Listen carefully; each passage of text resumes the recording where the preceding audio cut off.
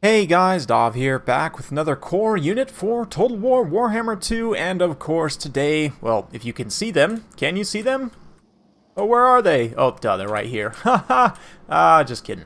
Chameleon Skinks, of course, the, probably hated by a lot of people, but honestly, very, very strong skirmish unit, backbone of many Lizardmen armies, so let's take a look at what they offer here. Of course, they've got stock, poison missile, and melee attacks, 360 shooting. Their missile damage is pretty decent. Okay, AP values, 3 AP per shot, and 9 base missile damage. 5.4 reload times, very nice. They have a very fast fire rate, and they do have some missile resistance as well. This is pretty nice, 40% missile resistance, and Strider, of course, is great as well. They ignore terrain penalties. Moving through the woods, of course, they can pass through trees and up hills and so on. They won't suffer any penalties. You have a relatively short range, but we're going to be using them here. I've got a whole bunch of skink cohorts, cohort of Sotek, 1 Saurus, 2 Cold One Riders, immediately responding to Hadra's harassment from these Cold One chariots. Cold One chariots, it looks like. I've also got a Feral Stegodon, Saurus Old Blood leading the way, Solar Engine, and we've also got a Skink Chief here to lead the Chameleon Skinks, kind of as their captain. Hadra's Dark Elves, he's got a Dreadlord sword and crossbow up in the air, very cool pick. Don't see that super often, but it is pretty okay in this matchup. Also got a couple of Cold One Knights here, Bolt Thrower, Bleak Swords, Dread Spears, or should I say Sad Swords and Fear Spears, and some Repeater Crossbows as well. So right now I'm just kind of keeping my Chameleon Skinks back, counter skirmishing, using them to damage this heavy cavalry. One massive change recently that has made Chameleon Skinks even better and has actually changed a lot of matchups, believe it or not, is the change to poison missiles and just missile contact effects in general, not affecting friendly factions. What that means is that the Chameleon Skinks and just everything on the Lizardmen's roster will no longer poison themselves. That's absolutely massive. Like here, like the Cold One Knights, once they get poisoned, they're going to have a hard time actually catching these Chameleon Skinks. 50 speed on them, 48 speed on the Chameleon Skinks, so not that much of a difference there. All this time, though, while I'm kind of sitting back, counter-skirmishing, my Saurus Old Blood's taking consistent damage from the Bolt Thrower, from the Scourge Runners. I thought those were Scourge Runners. Those are Cold One Chariots, actually. No, did he not bring any Scourge Runners? Interesting. Anyway, Feral Stegodon's just kind of helping my Skink Infantry as much as possible in the front line, but these Cold One Knights do come in, crump that unit pretty well, but again, just the overwatch from all of these Skinks here. Their melee stats are okay, nothing really to write home about, but the fact they have, I guess they're pretty decent for skirmishers, not amazing, but the poison attacks definitely helps in melee. In the late game, if you run out of ammo, you can charge them in the back and the side, try and get some extra damage that way. Now Solar Engine's going to be switched onto this nice blob of Dark Riders. Infantry and so on's pushing up and around the flank here. Cohort of Sotek have had a saga all their own, with these Cold One Knights kind of chasing them around. And yeah, the Cold One Riders as well. Planning on doing a video about these guys. They are probably the best monstrous cav. I know Demigryph Knights are technically better on paper, but they are a lot more expensive. And these guys at 850 points, just excellent armor-piercing cavalry, able to chase away those Cold One Chariots once again. And the Saurus push up and through in the center, start to try and get at that Bolt Thrower, but they are being held back by some Dark Riders and so on. Just kind of a scattered engagement all across the field right now. Big, big ranged fight. And these Chameleon Skinks, of course, proving very key here. All the Dark Elf skirmish doesn't have a lot of armor, and that includes the Dreadlord. I mean, I guess he's got 90 armor up there in the air, which is not too much, but he does have... it's a decent amount, definitely. That, like, anything above 80 is really good, actually. But he doesn't have any... he doesn't have a lot of HP, rather. Like, about, what, 3,000 HP base, give or take? A little bit of missile resistance. Honestly, it's not going to be a lot. And I have not been focusing him with the Solar Engine. You can see the Solar Engine, because he's a pretty small target, has a hard time making contact. The blinded debuff will debuff his accuracy, which is nice.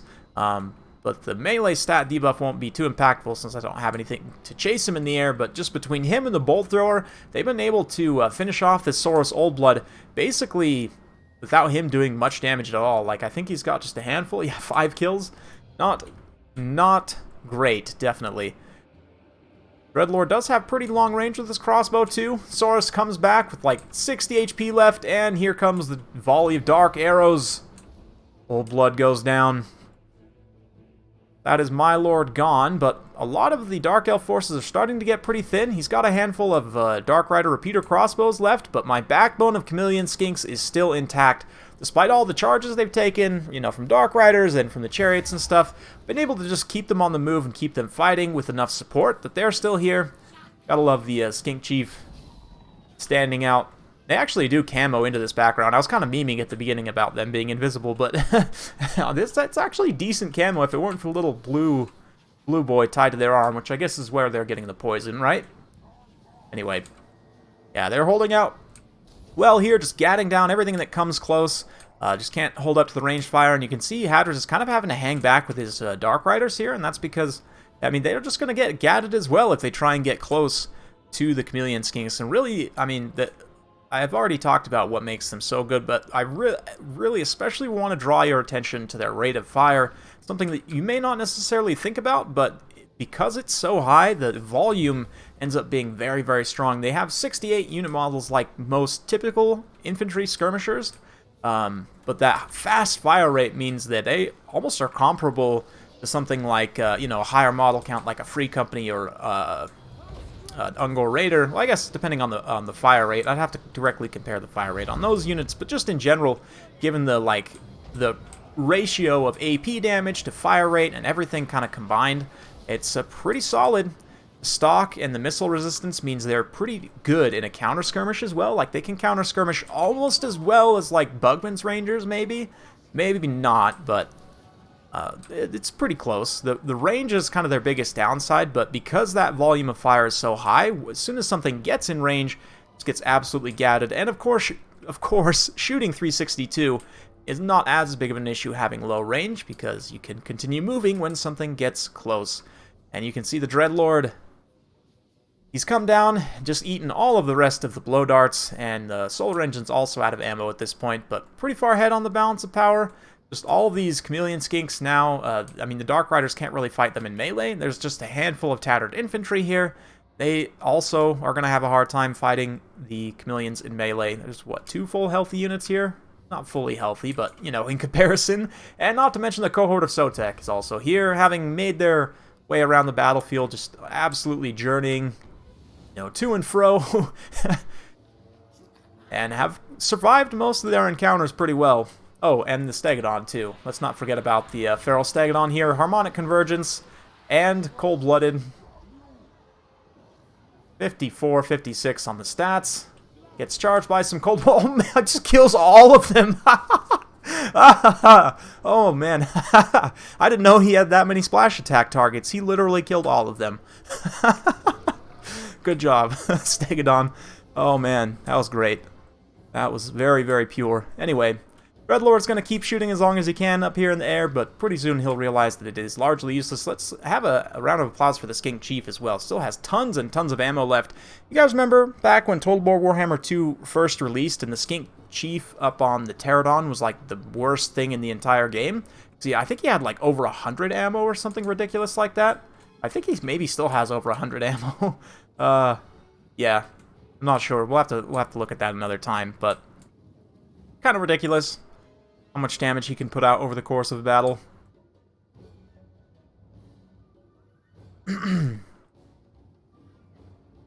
Oh, yeah. And it's kind of... I honestly think this is something that they should probably change it at some point. The fact that these guys have, like, infinite poison javelins on the back. The monsters with the howdahs. Like any of the big lizards with the howdahs on the back. But anyway, that's topic for another time. Great game to Hadris. Definitely a fun one. Sort of a different way. Usually this matchup, you see like maybe a Malekith Monster Mash or like a really dedicated kite build. This is kind of like a missile kite build. I guess with the Dreadlord Sword and Crossbow, but just very different. I like it quite a bit. And thankfully for me, the Chameleons ended up being like the perfect sort of counter to this type of a build. And since I had, you know, the things to protect from the chariots, which were the danger of the Chameleon Skinks, and Hadris and I discussing in chat after the Scourge Runner chariots, because they're faster, they'd actually be able to catch the Chameleon Skinks. Unfortunately, though, because of their lower armor and other defensive stats, I think they have lower health too. If I remember right, like they don't hold up as well to the Skinks, the ranged fire. So it's kind of an interesting situation for the Dark Elves to be in now. Now that the Lizardmen are no longer poisoning themselves, right? Yeah, 41 kills, XP Chevron for the Feral Steg. Like I said, Cold Wind Rider is very key in keeping those Chameleon Skinks safe. None of them got chevrons, but still providing that constant DPS against all of the targets coming in to, try and take our lizard trinkets. And yeah, just to kind of finish things out, not really much else to say that I haven't already said. Chameleon Skinks are fantastic, and I'm sure you will be very annoyed to face them. As far as like what you can do when you're facing them, chariots are definitely a good option for taking them down because they have high mass, and usually when they hit their charge speed, like they can get close enough to hit their charge speed that the poison doesn't matter so much. Slower chariots will have a little bit of a harder time, but just generally any fast-moving, hard-hitting mobile unit. A lot of shock cavalry too, although again, on the slower side of shock cavalry, you'll have a hard time making contact. Like, just as a comparison, obviously, Cold One Knight's pretty slow. They're, what, 66? Yeah, 66 speed.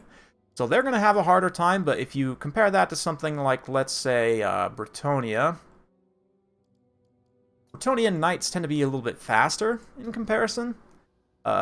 So yeah, like 75 speed for Knights of the Realm, they should be able to catch Chameleon Skinks a little bit easier than something like your Cold One Knights. So it just kind of depends. If it's like, I'd say above 70, then you probably are pretty safe in trying to catch the Chameleon Skinks with that. Below, like even in the high 60s, you might be okay, but like even like 66 and below, it starts to get a lot tougher.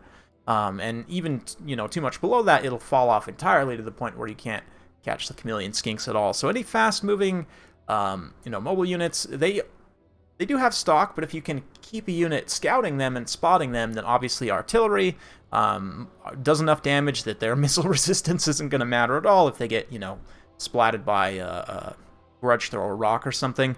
And yeah, that's pretty much it for Chameleon Skinks. Hopefully you guys enjoyed. If you do like this sort of content, be sure to like, subscribe, hit that bell notification button. Every time I upload a new video, you'll be notified. Thanks again, and we'll see you next time.